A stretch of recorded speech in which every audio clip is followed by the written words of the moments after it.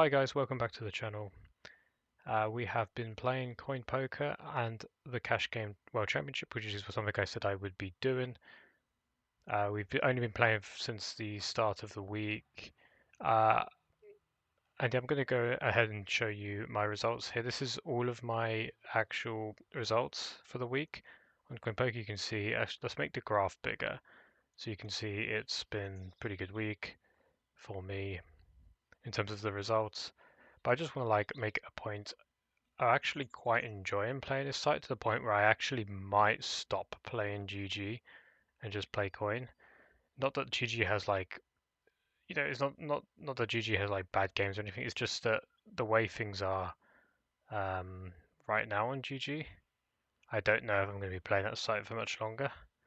And what I might end up doing in the future is I just might end up going back to grinding all of the other sites that aren't GG. So, but like the only way to sort of like play the tables and get the action, get the games, is to play multiple sites. And I might just go back to playing 4 or 5 sites like Coin, Party, Stars, 888, maybe Sky Poker or iPoker, um, or ACR maybe. I don't know, but like basically have 5 or 6 sites and just like find the good games on 500 now that way, rather than just play GG because it has the most tables running.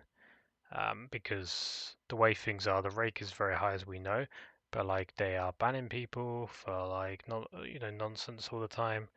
I'm afraid I might not get my money. These kind of things are happening with the site, so I'm a bit concerned about it. But I'm just playing on coin and like paying $433 in rake this week compared to what I normally pay is pretty nice. Although a lot of these games are rakeless because they're cash game challenge. But anyway, let's go show you how the challenge has gone.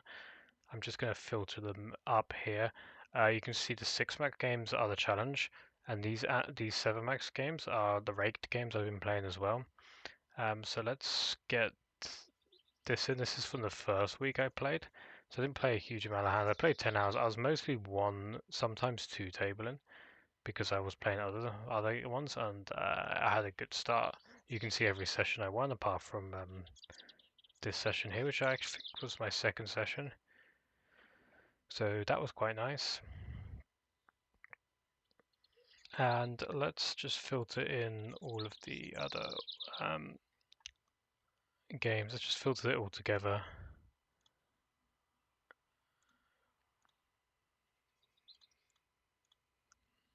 This is the total challenge graph. You can see I've done 1200 hands. So just say my sample size is absolutely, completely insignificant. But yeah, it started pretty well. But variance is variance in these things. I'll give you guys some of my initial thoughts, and then we'll get into some hands. In fact, I'm just going to get into some hands. I'm going to filter them so that they're actually genuinely interesting hands. We're going to get into the hands, but first, let me just put my disclaimer out there. Please read the disclaimer. Yeah, just that last time I did a hand review video like this, or one of the times I did it, I actually got banned and copyrights. So I got copyright. I got a strike on my channel for promoting gambling content. So please read the disclaimer. Thank you. This is the first hand. This is actually the first hand I played in the challenge that I V-pipped. And it was Ace King 8. I got it, and then we played delay. And don't know this guy. I assume he's a reg.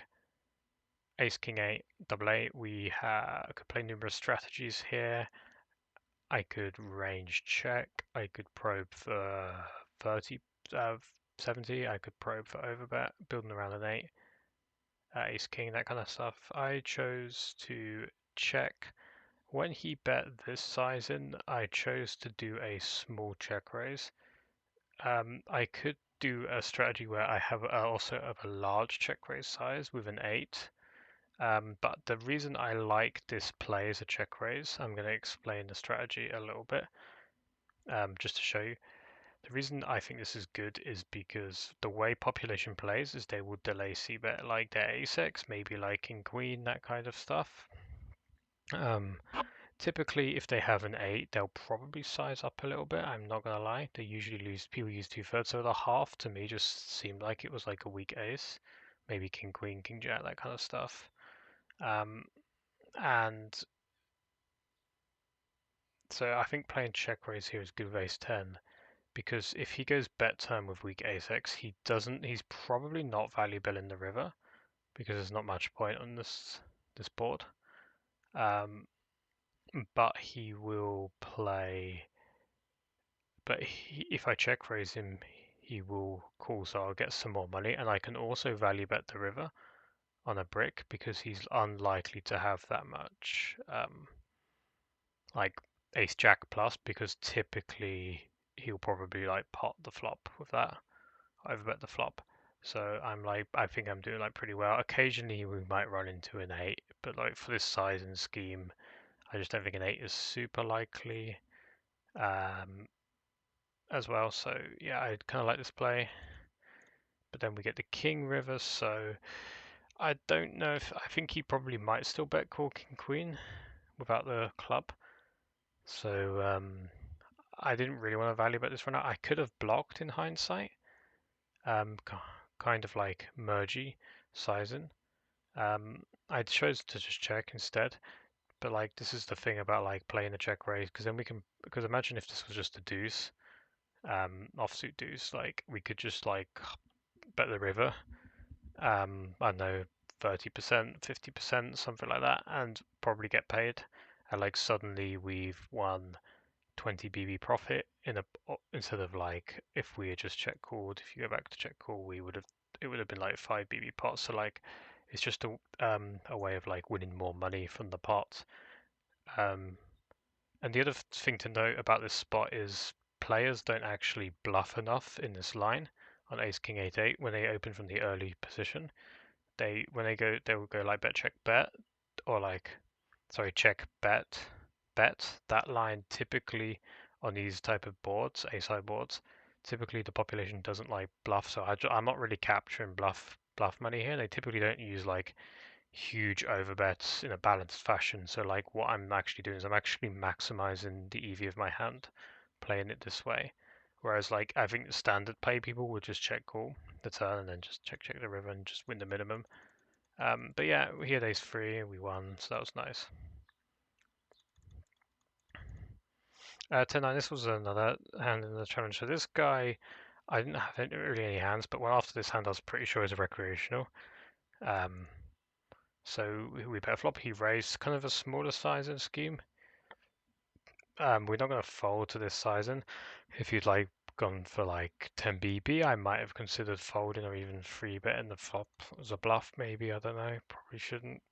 But then he went half on the double flush turn, and it's just kind of like this sort of smelt like a recreational player. Like I think a reg would just bet bigger, basically, even if they had like King Jack. Spoilers. Um, yeah, like when I saw the size, I assumed he was a recreational player, so they could just have numerous draws. They could have like top pair. Um, so yeah, we just call.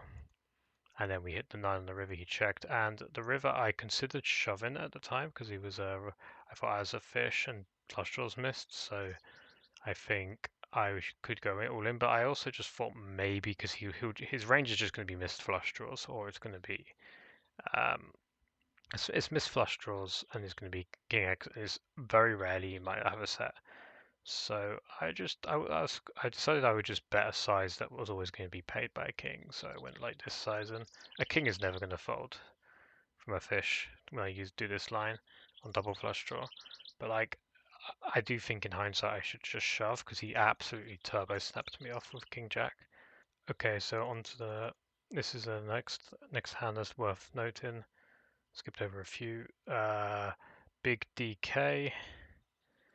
This player, I would just say, like, I don't know, he might watch the video, I don't know. Um, this guy, I found out a bit about this guy, is like, this guy does not like to fucking fold. Um, and I'm going to show you a hand later, what do you mean? So in hindsight, I really hate this bluff, but I thought, like, in game it was fine. We face quarter. I'm probably always going to call this hand. If I was going to raise, I would mix it very rarely. I'm like focusing more on the diamond hands or just like Jack 8. You know, there's so many potential bluffs, so just going to mainly flat. He goes cool, then he checks, decide to bet. Like, I don't know if he's range betting this board, I would really like to make him fold. Like, a hand like, what would fold here? Like ace 8 of hearts or something like that, or ace 8, you know, if he's range betting, you know, ace 8 offsuit with these sort of hands. Um, ace 10. So yeah, we decided to bet the turn. He called, so we're kind of ranging him on like queen x, 9x, possibly. He could have hit the turn with a 3 or a 5. Like when we do use this size on the turn, it starts to become like tough for some of his weak pairs to defend.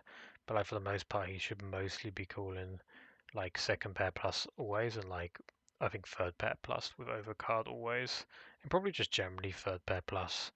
Like maybe some of the worst ones with the bad blockers would fold, but like generally it's like we're generally against a very pair heavy range. And it could also be just like not you know, good flush draw, queen x, nut x. So you know, obviously we want to like auto fold his nut flush draws, and then maybe if he has hits like a pair plus flush draw. So we decided to go 150. So our value range on a river, we're kind of just repping like good top pair plus, probably just like ace, queen, and Bella at this point. So like we're kind of saying we've hit like we've asked the straights come in, you know, we've hit two pair on the turn, like 5-3 or like queen 3, queen 4 on the river, pocket threes, you know, these kind of hands. This is kind of what we're repping. We could have played like a smaller bet with like more queen X, like a 17 BB type sizing maybe, and just played more queen X into that range. If you play against players who can actually check raise, bluff, jam you, you want to be like very careful in this spot, like not overbetting too much, like just naked top pair. If you think they're capped, I don't think people are like capped here. It's just I think that this spot like my value range is just like I just think it's like when I'm bluffing his hand, I'm just like I really want him to fold. Um, like queen x, no, in hindsight, I don't actually like the bluff too much because I think like most of his queen jacks and sorry, yeah, queen jacks and king queens, which is bet the turn. So like I don't think our blockers are like anyway relevant. In fact, maybe we block some hands like that have given up, like king six of hearts. So I just don't think this is probably a good bluff in hindsight, especially against players who are like don't like to fold. Um, but yeah, he tanked for a while and he called to queen eight, which is fine. Just a little hand for you. We open tens, called check call 25, check check. Could bet the turn potentially. Decide to build around like Bella hands and tens. The river he blocks. Generally putting this on this range is like I would just imagine it's like a weaker eight, potentially like an eight maybe. Maybe even a six. So we have the clearest value raise of all time. And he folds. Don't know what he had. I just want to say like these kind of hands in these hands here, they can see what you have on the showdown because the winner has to reveal their cards, the winner of the hand. So anytime you run a bluff, people can see it. Anytime you do a value bet like this, people can see it. So like it's just something worth noting. Keep in mind like in the future when you play the same guys over and okay, on to the first pot we lost. We get opened by this guy. I don't know who he is. Free bet, call tens. Using 13 BB. I should just note on this table, this is the guy who's leading the challenge. I think his name's Equanimity. I think he's Brazilian. This guy I don't know. Yeah, so we checked. He goes for 25%, 30%, something like that. I decided to play check raise here. At this point, I just want to say, like, I decided to play like a mixed check raising strategy. Probably check raising his hand pretty often when I check. So yeah, I decided to go. And when he rips it in, I'm not happy about it, but I don't think he's going to rip in sets, particularly in this spot. I think he'd rather trap them because if I'm bluffing with like King Jack of you know, spades or whatever. Or like even like just queen nine, jack nine. There's a lot of potential bluffs I could have here. I could hit like, because I'm playing from the BB, I could have like things like 9-6. Although I'll probably get in 9-6 suited. I can have things like 10-6, for example. So like jamming here just doesn't make sense. Like with a set, but like 8-7 suited, I can see jamming like pocket nines and just even things like ace-8 suited. And maybe just like some flush draws. Although we have 10 of clubs, so like most are realistic jams. But I certainly had like 6-5. I could see jamming 6-5 of clubs. So like with that in mind, we obviously have to call this off. But I'm also expecting to run into 8-7 or pocket jacks. Maybe even an aces trap if they're going to play like that. We did unfortunately run into jacks, so that was like the first sort of big hand we lost. Then we picked up jacks here. We c-bet. We decided to just check here and like play a mixed strategy where normally I advocate like range checking or range betting BVB for simplicity, like if you're learning the strategy. But like in this pool, I decided that I would just play lot of mixed strategies. Now, mixed strategies are very difficult and complex, so I kind of simplified them a little bit. Like if I have a hand like this, I know this hand like would be able to do both options. Um, it might not benefit from one option or the other. It might not be better. Um, I have a typical sort of rule of thumb with a hand like this is like if your hand can like comfortably bet small and call a raise and like feel nice like calling a raise. So it's going to realize equity well, betting whether they raise or they call. Um, Maybe just pure bet it, but like if your hand is kind of like this and it's just like it could bet and it can do well betting, but like it can have some EV regret if it goes into a node where they raise. Maybe you can mix it, but like generally I would just say I just simplify it to the mixed and we place this size. Honestly, facing this size and scheme, we don't want to build a big pot with jacks on queen 5-3 flush draw without the spade. We want to have like maybe with a jack of spades we could do some raising. Like for this sizing, he's probably like betting queen X. He could probably even bet in like 5x. And like things like 5-4, these kind of things, 5-4 are hearts, 5-4 offsuit with a spade. These kind of hands could just be in there, so we go for check call. He decides to bet the turn. Now, this wouldn't be a great spot necessarily if you were in like early position versus big blind or something, but like because we're in blind v blind, it's like very clearly, even though his value range is like probably like not worse than the queen here, it's like there's so many bluffs, we're just never going to fold jacks here. Even on the river, if he used overbet, I probably would have folded, but like I was probably going to bluff catch even to like a 70% bet. But yeah, he just gave up with 9-8 offsuit, no spade. Okay, another hand where I got put into a spot. We have jacks. We play an open on the button. We go 3-bet, same guy as before.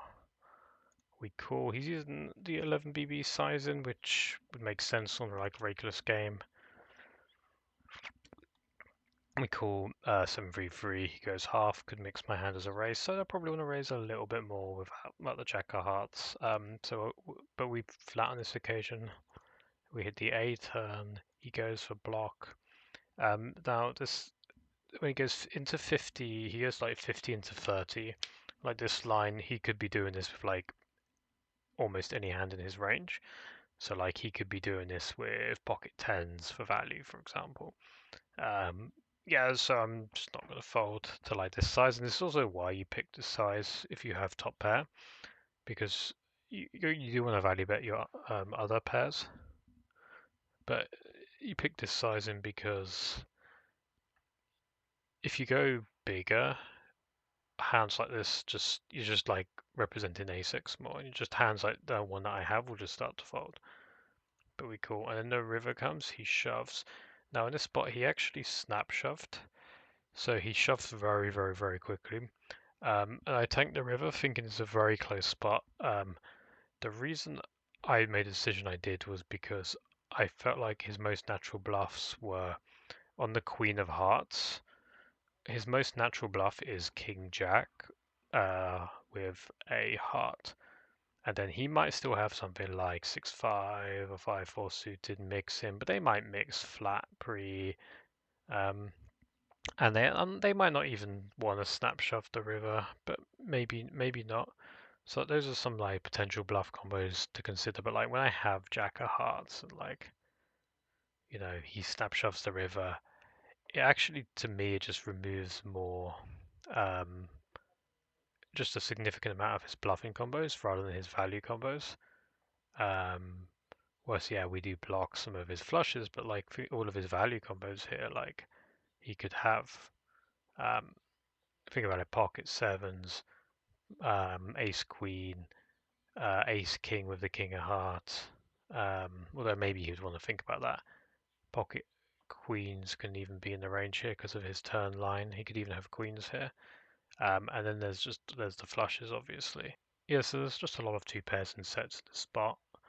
Um, and I decided to fold, and luckily, because you get to see, he did just like have it, basically. So we made the fold on that occasion.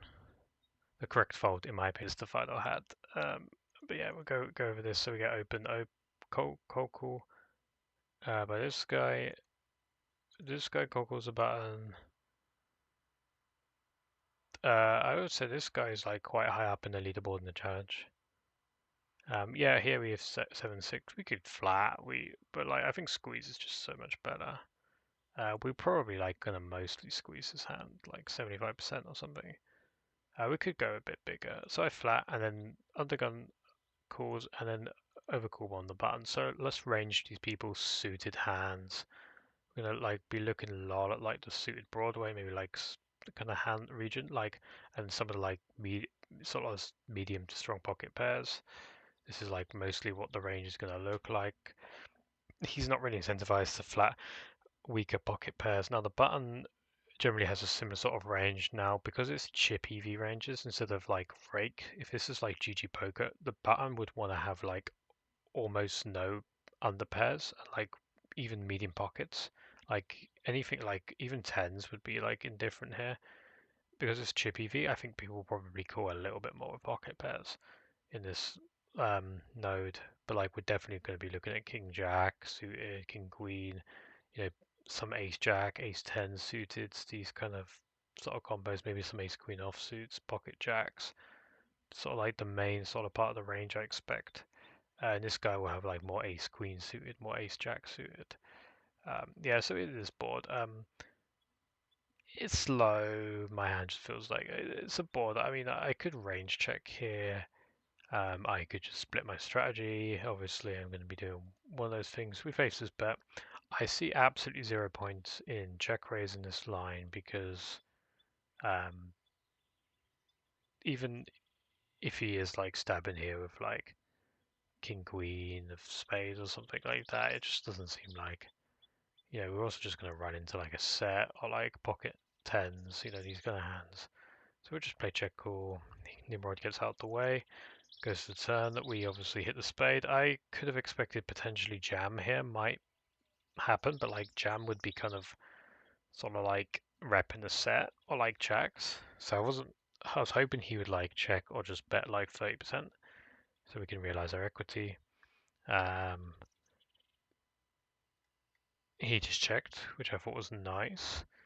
Now this bit I think was like one of my first big mistakes of the entire challenge, and I definitely should be value jamming the river here. The reason I didn't jam in game was because I had some. This was the only cash game table I had running, cash game world championship table. But I did have like a bunch of other tables up, so I was playing way too many tables. And I thought this was a four-liner, so I thought a five made a straight basically. Um, I misread the board. Basically, I thought this was a three, not a deuce. Um, So yeah, that was a mistake by me. So I decided to just check the river, expecting it to be just generally better for him. Obviously, I was planning on like check calling for the most part, and he just checked back at fives. And when I saw fives, I thought, oh, I've lost a hand. Okay, and then the pot came to me, and I was like, wait a minute, I've misread the board. I'm playing too many tables, and that's just a sign that I should leave some of my worst tables basically. But yeah, for sure we should be value jamming that river, or like value betting the river. We could value bet for small maybe, I don't know. I'd say we should probably just value bet for like smaller, like repping an overpair a bit more. Maybe we would bait a hand like this to jam, and we would just bet, call the river. But yeah, that was probably one of the first mistakes. This is probably one of the more spicy hands that I received in the challenge. So 9 deuce suited. Obviously, you should fold this in raked game and chippy V ranges. We can defend this. Bet now. Here I make a mistake on the flop. He bets half. If he bet 33%, I think I would float this hand. We should be folding the flop with 9 deuce here. The reason I called was just like the 9 of clubs is very attractive with the backdoor flush. I didn't think I'd want to fold any 9 of club hands, but like when I looked at this hand in the solver, I realized that like okay, he's mixing his strategy here potentially, and people mix way different to they do in theory. He's probably not range betting. But even if he like mixed his strategy to be like slightly inferior, I still don't think a hand is like mental despite everything. So like I'm assuming people will generally mix slightly more equity hands. And like they would bet a little bit more equity hands on the spot and check a little worse equity hands. So like our hand is even less reason to call based on that. So the bottom of our range should be just 9-5 of clubs. 9-5 suited, just a gut shot basically. We shouldn't be floating with like the underpair deuce kicker. We should be like floating the overcards for the most part. So like queen, queen deuce of clubs would be fine. This, just like isn't really fine. A queen deuce of clubs fine? I don't remember. But like overcards, basically, sorry, like the Bella kickers, the Bella overcards, the Bella kickers make the most sense. But anyway, we called and he checked. Sorry, he bet. I think this is just like a really good spot to bluff. Like our hand, um, he's supposed like obviously we block the nuts, which is really good. His sizing scheme can be very kind of mergy, like 9-8s, 10, pocket 9s, 10s, but like Jack X over pairs, lots and lots of draws potentially. Just like raise him off like some gut shots that don't. We can bluff him off like gut shots here, or even just like ace 8 or something. Just put him in a really ugly spot with this kind of hand. He tankled the turn. We get the 5 of it. It's just a premium bluffing spot basically. Just like this hand should just like make a lot of money by jamming. Here just trying to get him off, like just pressuring like his overpairs, his top pairs, etc. He will sometimes call those hands. But also, it's just an absolute must bluff spot. We also just make him fold like a flush draw. That beats us, so we just rip it in there. He folded quickly. He probably had a flush draw. I don't know what he had, but he saw my showdown and he was like, okay, let's just not c-bet bluff this idiot because he's defending the flop too wide. That's probably what he was thinking. And that's probably what I was thinking as well. That's what I'm thinking in hindsight. At the time, I was quite happy with the bluff, but um, in hindsight, just a bad flop defend. We just get the aces in pre. Sometimes this happens in the challenge. I just want to know, like, if you want to know how to win money, you just get pre-flop callers like this, and they go your way. Here we play queen 7. I'm just going to skip through. We decided we're checking. This player is CoinPoker. There was a couple of hands I played earlier, and I thought he might be a recreational because he was like flat in hijack, but I guess he was just like playing a flat in range. CoinPoker is an American mid-stakes reg. He's actually winning 3 BB per 100 in the challenge, which doesn't sound impressive, but if you're playing reg battles and you're able to win, in my opinion, I mean, that's good. I mean, obviously, there's a very small sample, so it doesn't mean that much.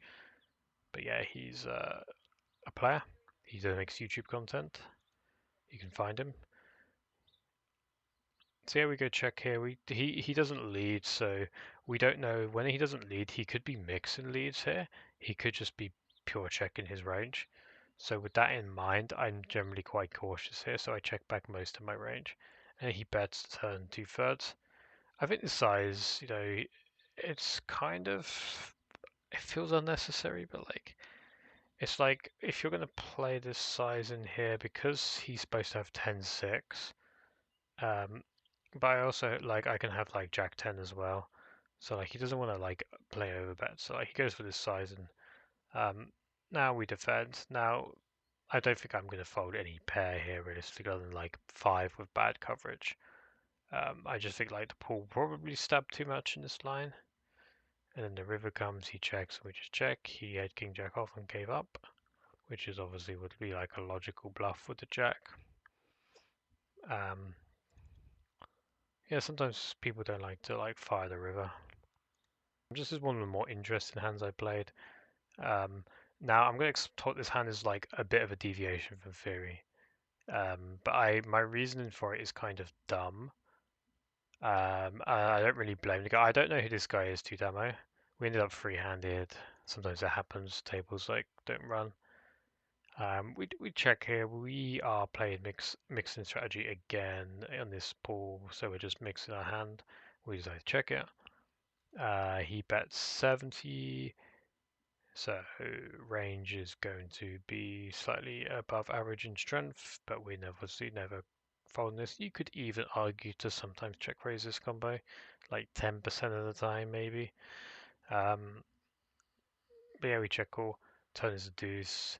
He plays overbet. Now this is I would say this is almost a pure theory fold. Maybe it's a defend sometimes in theory, but I think it's just almost a pure theory fold because you have like the 10 of diamonds. It's just like most of his bluffs that are like going to do this kind of line. You're going to have like 10 nines, jack 10s with a diamond.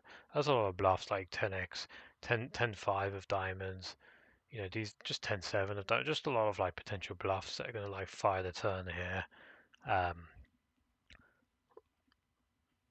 So like should be a fold, and I was very aware it should be a fold, and I was thinking, okay, I should be folding here, but I was just thinking about it because I don't play against. So to explain the pool, some of the players in this pool are players who actually play like a high stakes, like Prodigy's played, the Wacko's played. There's some really good players, and there's some players that are just like taking on the challenge. I'm used to playing a lot on my against like 200 now regs because a lot of my volume is on 200 now. Because I'm not quite 100% rolled to just only play 500 now. I mean, even though I was taking 1k and L shots, um, but I've spent a lot of like the past couple of years just playing 200 now. And if you play 200 now, I you will not see this line super often. People will go 30 a lot, or they'll go 70, and then they might go pot the turn or 70 turn. They're not going to play like the overbet line. And when you overbet this spot, you're supposed to overbet with like Queen 10, Queen Jack. And I just felt, just something told me, like when I faced this line, I was like, I just don't think this guy's going to play Queen 10 and Queen Jack as an overbet here. I just thought, okay, I just think he's bluffing. That's basically it. It's kind of a fish mindset. It's just like, I just think this guy's bluffing. Like, I wouldn't recommend this. You make this call in your games, but I just thought that he was bluffing because of the line. Um, and then the three of diamonds came. Now he jams the river. We just have a pretty good bluff catcher. I did think about like the river a little bit, just like thinking, okay, well we have a pretty decent bluff catcher, even though we should have folded the turn at this point. But you could argue with blockers. Blocker, 10-9 off, Jack 10 off would also jam here as a bluff. But he can also just have like ace 5 with ace of diamonds, which is a value jam. But like those hands sometimes free bet pre-flop. So like if he's gonna have like ace of diamonds, he'd have to like hit the pair on the river as a bluff. But I just kind of felt like he was bluffing the whole time, so I made the call, and he did have ace 3 with the ace of diamonds. Now I want to just put this out there. If this guy's well, I don't know who this guy is, but if he's watching the video, um, he played his hand extremely well, and I played my hand badly, but I won the pot. And I, even in hindsight, my reasoning for calling this was like nonsense because I don't know this guy, and he could just be playing Queen 10 and Queen Jack as an overbet. So I actually think this is like a bad play by me, but I won the pot, so it's just like whatever. So but I just think in hindsight, you just need to play properly. Like I just thought, I just I just had that feeling he was bluffing, and I called and I got lucky. Simple as that. Nothing skillful about it. This is probably the last time I'm going to show you for this video. I'm going to make more hands later and make an added new video. This hand is a very, very insignificant hand, but I thought it was insane what I witnessed. So we alternate, we check. We're going to actually check our entire range on his board because it's just pretty good for him. He's going to have like 4 deuce suited. He's going to have 5-4 offsuit, 5 deuce suited. I'm not going to have 4 deuce suited. I'm not going to have 5 deuce suited. This is before the ante, so we're playing chip EV ranges. We're not playing limps. We decided we didn't want to play limps and just keep it simple. And then he checks back. Okay, very nice. Queen turn. Now I would say our hand would mostly want to check in theory. I would say I would play a little bit of like bet with this hand, and I decided I'd bet a little bit more often than I should because I just felt like my opponent would never check back like a nutted hand on the flop. Um, that was my impression anyway. So like I felt like I could get away with betting a little bit more than I should. So this is a bit of an overplay, like overbluff. And he called. So mainly I expect him to just have hit a queen on the turn or have checked back the flop with like I don't know, Jack 5 or something. So that's kind of what we're hoping for when we check. Obviously, he can also just have like some flush draws. He decides to turn to a bluff. Like maybe you want to bet the flop with like a hand like Jack 9 of hearts. Maybe there's not a huge amount. If you think about it, 10-7 of hearts. These kind of hands. So we obviously hit our showdown value. I decided my hand isn't strong enough to value bet because like we've bet the queen turn he's called, so we're kind of like I think like an 8 it doesn't really belong in this range. Maybe a good 8 could block, but like I think we've filtered into a range that's like a lot of queen X. And we check, and then he pots it on the river, and I expected the guy to have for value mostly queen X in this line, because I'm gonna like bet a queen river frequently. I'm sometimes checking a queen. I'm gonna bet a queen river frequently, but I thought about it, and I just thought, for his size that he picked, it just felt a little like he was just going like really thin for value with like if he has something like Queen 7 or Queen 9 or something like that, he could probably just do this. So I thought he was just being greedy with a queen basically. And like his bluffs, he just has to have like 10-7 of hearts.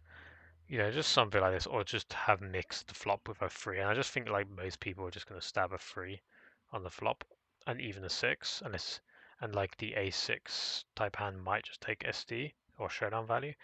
So yeah, I just thought he just had it more often than he should. So like 34% pot odds were offered. I just figured he would have it like 70% of the time. So didn't decided not to call. You could argue to bluff catch this combo, but I decided to make the fold. So we obviously get to see, and he had king 8. Now, okay, doing this with an 8 in itself isn't a terrible play, but I just want to go back to the turn. You've got king 8 offsuit with our king of hearts. Why is this guy calling the turn with his hand? Can anyone explain to me why this guy is doing this? Just space. Because if I missed here, I was going to bluff this on the river. Um, like what his plan is to hit a king or an eight or a heart and then turn his hand into a bluff. That's essentially what he's doing. Um, I'm just gonna follow through on the river. Like unless he's willing to just bluff raise me off my 10 high, like it just I'm I'm just speechless when I saw this hand. I was like, what is this guy doing? Like if I no locked the spot where I basically delay c bet my all of my trash, which I shouldn't be doing. Um, Even if I did that, his hand would still fold. It would still be an EV loss. So I just don't understand. Like this hand to me just taught me something about the challenge. What this challenge is, it isn't necessarily people playing solid poker. It's people just like swinging their dicks. I don't know.